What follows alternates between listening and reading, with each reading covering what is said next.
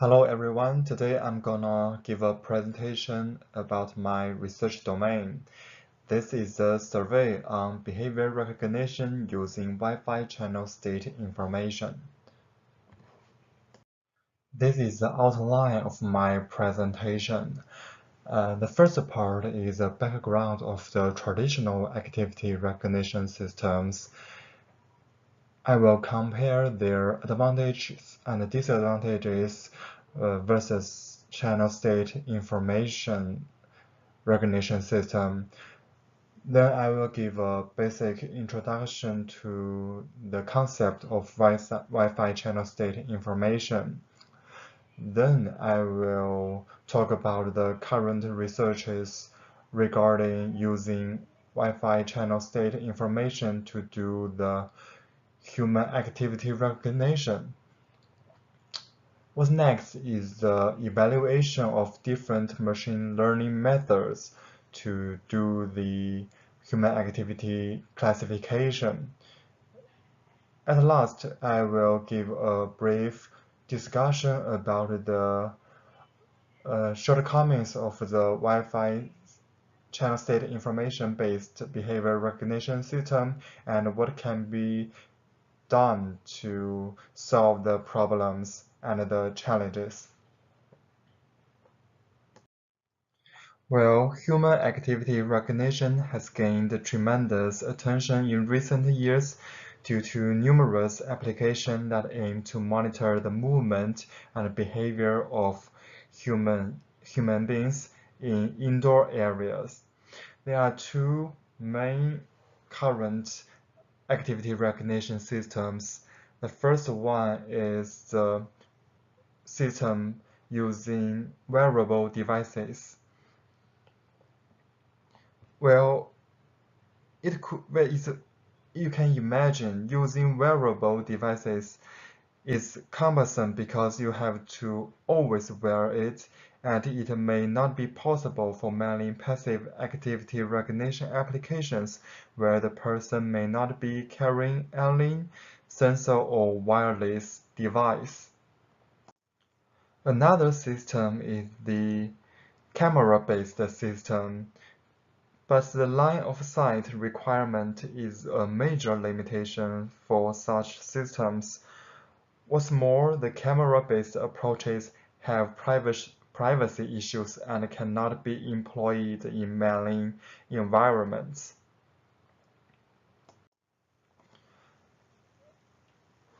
Considering the ubiquitous availability in indoor area, the Wi-Fi based system can be a very good option for human activity recognition. For Wi-Fi based system, there are different technologies. The first technique is based on Wi-Fi signal power.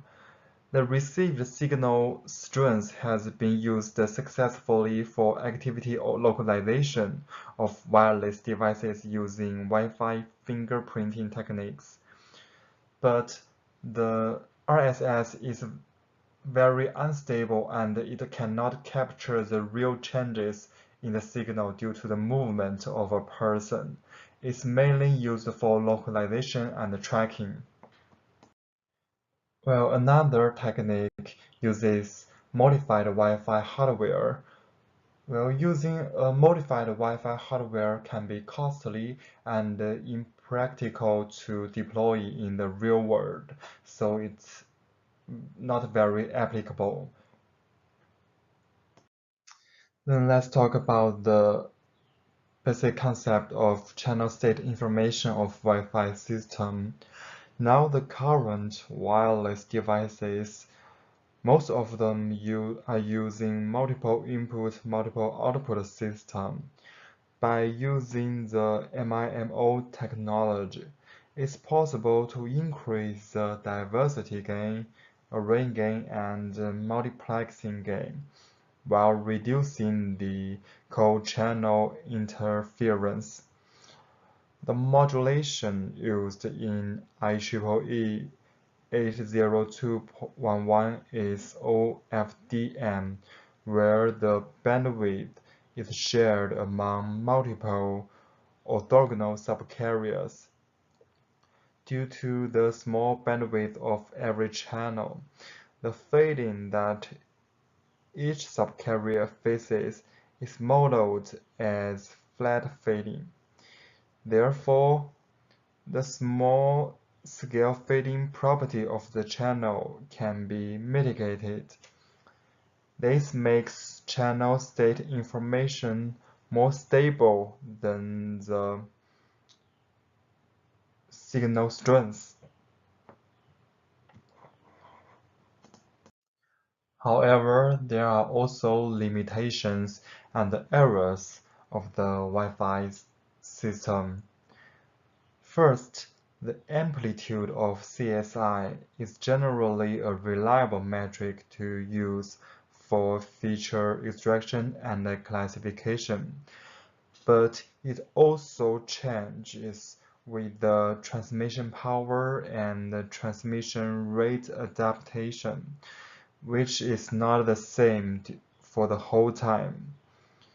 But using some filtering technology, such as Butterworth filter, the burst noise can be reduced. And on the other hand, the phase of the Wi-Fi system is affected by several sources of errors, such as carrier frequency offset and sampling frequency offset. The carrier frequency offset exists due to the difference in central frequencies between the transmitter and the receiver. And the sampling frequency offset is varying by the subcarrier index. Therefore, each subcarrier has a different error. But there is some algorithm to get rid of the channel frequency offset and the sampling frequency offset. Thus can make the phase of the CSI information a reliable measure. Then let's talk about the effect of human motion on wireless channel.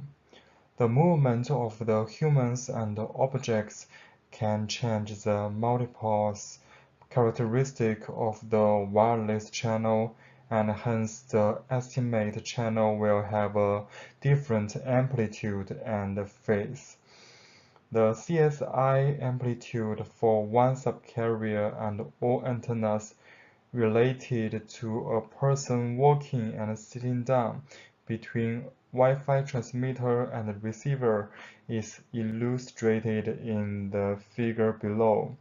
As you can see, because the sit down has a less time duration than walk, and their movement is different, so they have different impact on the amplitude of the CSI amplitude data, which can be the foundation of based on what we can do the classification of different activities. Well, in the third section of the presentation, I will give a summary of the techniques using channel state information to do the human behavior recognition. The first method is histogram technique. As you can see in the figure, basically this technique is to get the distribution of the CSI amplitude And based on this distribution, they will compare the histogram of the obtained CSI with the database. The closest one is found, and hence the activity can be recognized.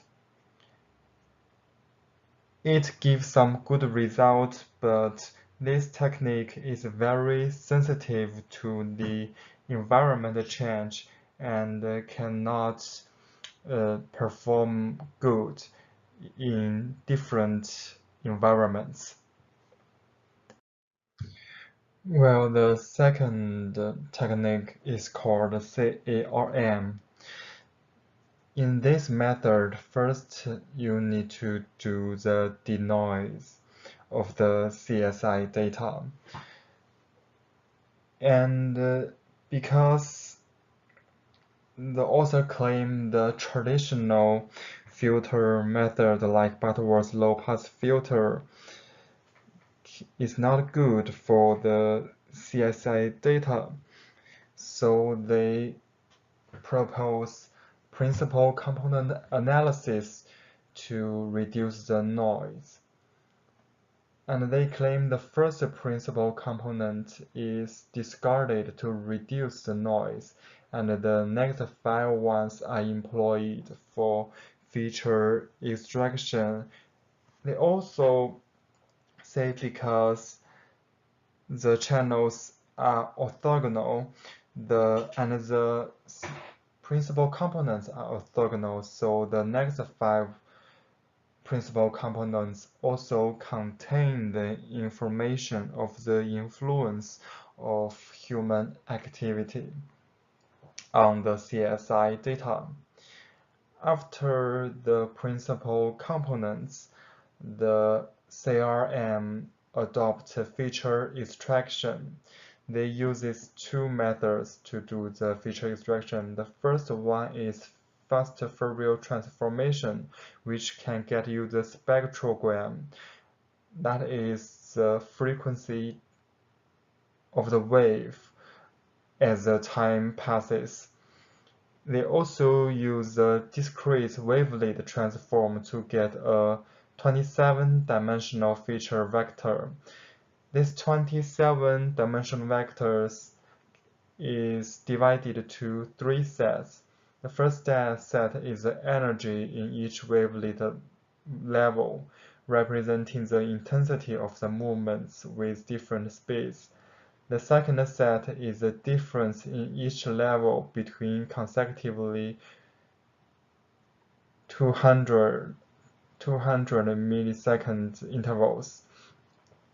And the third set includes the torso and leg speed estimated using the Doppler radar technique.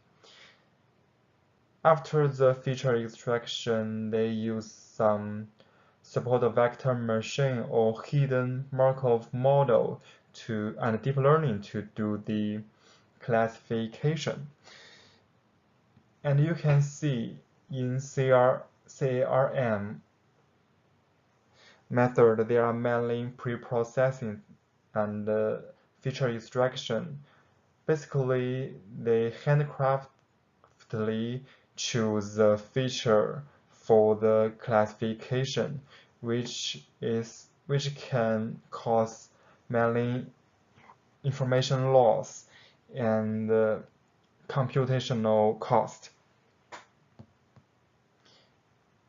Another thing is manually choosing the feature. Actually, because we don't know what feature is exactly important for the classification, this method is not very stable and can cause the accuracy to decrease. This is the picture of the spectrogram of different activities. As you can see, standing up, sitting down, laying down, falling, walking, and running, they have different spectrogram. This is what is used to do the classification in the CARM method, because the different spectrograms can be regarded as features for the classification. Well, the third technique is deep learning. They use a long short-term memory to do the classification. And this deep learning has two advantages. The first is it can extract the features automatically. There's no need to pre-process the data and do the feature extraction manually. Another thing is that the LSTM can hold temporal state information of the activity. In other words, the long short-term memory has a potential to distinguish similar activities like the lay down and fall, so it may increase the classification accuracy. This is the evaluation of different methods. As you can see, between different machine learning methods, the long short-term memory has the highest accuracy, which is much higher than the random forest and the hidden Markov model. So far, the deep learning method performs best in the human activity recognition task using the Wi-Fi channel state information. Then the last part is the discussion of the CSI-based human activity recognition. The first thing is the effect of the environment change on the performance. The CSI characteristics are not the same for different environments and different people, but after using PCA and other techniques such as short-term Fourier transformation and discrete wavelet transformation, they think that similar features can be obtained even in different environments. The second is the effect of Wi-Fi transmission rate on the performance.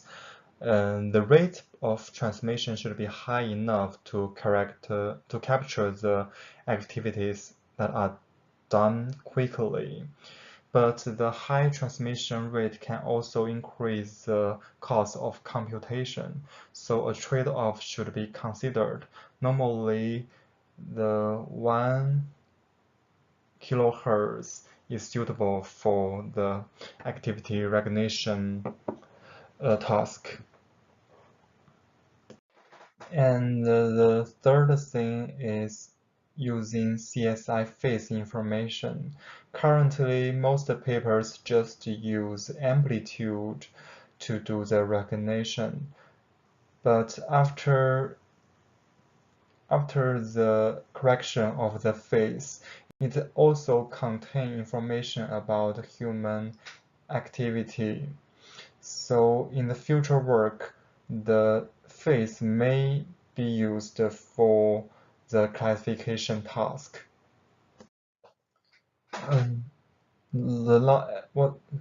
At last, the multi-user activity recognition is still a challenging field. There are some basic ideas to use multiple receivers to separate the signals due to two different objects, but there are no very good results yet. This field is what the future work may lie. And this is my whole presentation. Thank you, everyone.